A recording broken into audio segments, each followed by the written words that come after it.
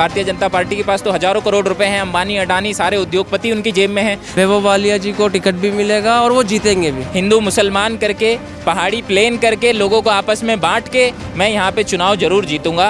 और ये उनकी जो सोच है, ये उनका जो अहंकार है, उसे यहाँ की आम जनता तोड़ेगी। आज हम खड़े हैं सिंगल मंडी देहरादून धर्मपुर विधानसभा क्षेत्र के एरिया में, और यहाँ पे वैभव वालिया जी जो विधायक के प्रत्याशी हैं वो यहाँ पे कम्बल वितरण का काम कर रहे हैं। भैया क्यों कर रहे हैं आज? देखिए, हम पूरी ही धर्मपुर विधानसभा में अपनी ओर से सेवा कर रहे हैं और ये बहुत ही पिछड़ा हुआ इलाका है। भारतीय जनता पार्टी कहीं ना कहीं सारी ही बस्तियों की तरफ उनका जो है बहुत ही मायूसी भरा एक लहजा रहता है। आप देखेंगे यहाँ पे सड़कें टूटी हुई हैं, आप देखेंगे यहाँ पे गंदगी है, यहाँ पे बहुत ही लोअर मिडिल क्लास के समाज से आने वाले लोग निवास करते हैं, जिनकी मूलभूत सुविधाएं भी जिन लोगों को आज जो है नहीं मिल पा रही है। और इसके लिए पूरी तरह से भारतीय जनता पार्टी जिम्मेदार है। बेरोजगारी लोग ये कहते हैं, परेशान है, महंगाई से माताएं बहनें परेशान हैं। और इस महंगाई के दौर में जब भारतीय जनता पार्टी महाराष्ट्र में महिलाओं के खातों में पैसे डाल सकती है, जब बिहार में चुनाव है तो वहाँ खातों में पैसे डाल सकती है, तो यहाँ क्या महिलाएं महंगाई से नहीं जूझ रही हैं?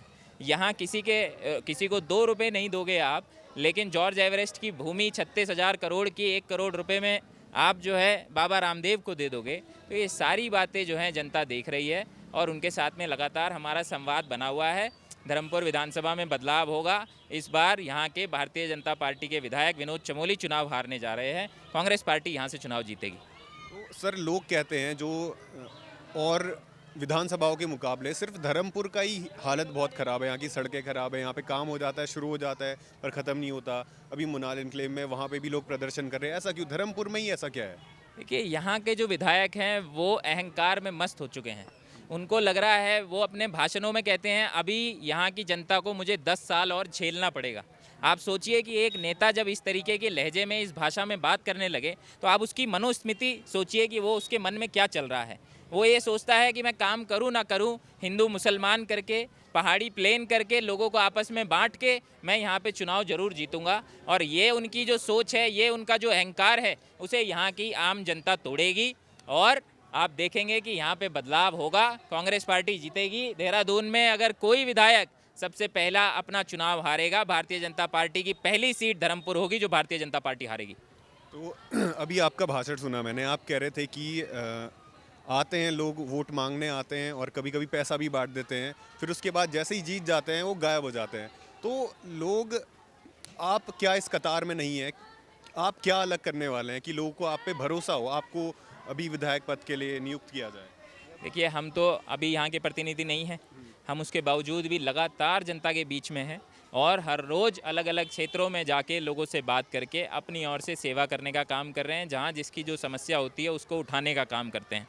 हम लोगों से विश्वास दिला रहे हैं कि हम पढ़े लिखे नौजवान हैं, यहाँ पे ही पैदा हुए हैं, यहाँ पे ही शिक्षा दीक्षा लिया है, यहीं बड़े हुए हैं, यहीं हमें रहना है। हमारा घर यहाँ से 10 मिनट की दूरी पे है, तो हम यहाँ से जाने वाले नहीं हैं, गायब होने वाले नहीं हैं। लोगों की समस्याओं के लिए संघर्ष करेंगे। लोगों को जो है हम विश्वास दिला रहे हैं एक एक जगह जाके कि अच्छा काम हो सकता है, बेहतर राजनीति हो सकती है। आप विश्वास करके देखिए। अभी हम लोगों से बात करते हैं यहाँ पे, वो अम्मा कह रही थी ये बस ऐसे ही आते हैं, बच्चों के लिए कुछ करने नहीं है, बच्चों को एजुकेशन बहुत ज़्यादा महंगी हो गई है। देखिए, ये राजनीति जो है वो कहीं ना कहीं राजनीतिक, सारे ही राजनेताओं ने समाज में इज्जत खो दी है और उसका झूठ की राजनीति एक बहुत बड़ा कारण है कि नेता आते हैं, प्रलोभन देते हैं, अपना काम निकालते हैं और उसके बाद गायब हो जाते हैं। इसका जो है बोझ कोई भी नया आदमी भी काम करने की कोशिश करता है, उसको भी सहना पड़ता है। तो हमको भी लोग उसी चश्मे से देखते हैं, क्योंकि वो एक चश्मा बन गया है लोगों की नज़र पे। लेकिन हम लोगों के ये विचारों को तोड़ेंगे, उनकी इज्जत कमाएंगे, हम अपने काम से उनके विचारों को बदलेंगे। ये मैं आपसे कहना चाहता हूँ। कैसे करोगे ये सब? ये सब काम करके अचीव किया जा सकता है। अगर आप सकारात्मक राजनीति करोगे, अगर आप लोगों की समस्याओं के लिए खड़े रहोगे, अगर आप चोरी चकारी, लूट खसोट, दलाली, नहीं करोगे, अगर आप कमीशनखोरी नहीं करोगे और जेन्युइनली लोगों के लिए मदद करोगे, ये नहीं देखोगे कि ये कौन सी जाति का है, कौन से धर्म का है, काम करते समय उसकी जाति धर्म को दिमाग में नहीं रखोगे, तो कहीं ना कहीं दोबारा से इज्जत कमाई जा सकती है और हम वो करने का काम करेंगे। ये लोगों में बहुत रोष है। इस विधानसभा में लोग भारतीय जनता पार्टी के वर्तमान विधायक विनोद चमोली से पूरी तरह से त्रस्त हैं, परेशान हैं, दुखी हैं और बदलाव चाहते हैं। इसी नज़रिए से आप देखेंगे कि चुनाव में 1 साल होने के बावजूद धर्मपुर विधानसभा में चुनाव जैसा माहौल उत्पन्न हो चुका है और यहाँ पे जो है अभी से ही लोग जो हैं हमको बुला रहे हैं, अभी से ही बात कर रहे हैं। टूटी सड़कों से लोग परेशान हैं, महंगाई से, बेरोजगारी से लोग परेशान हैं, गंदगी से लोग परेशान हैं, नशाखोरी से लोग परेशान हैं, जगह जगह नशा बेचा जा रहा है। तो इन सारी समस्याओं से तंग आके लोग जो है वो हमारी तरफ देख रहे हैं। हम उनको विश्वास दिला रहे हैं कि हम सकारात्मक बदलाव धर्मपुर विधानसभा के अंदर लेके आएंगे और इन सभी समस्याओं का बिल्कुल तत्परता से निदान किया जाएगा। बदलाव होगा धर्मपुर विधानसभा में, आप देखिएगा। देखिए, ये हम वोट मांगने के लिए नहीं कर रहे हैं। ये सर्दी का टाइम है और ज़रूरतमंद आप जो है बस्ती में खड़े हैं।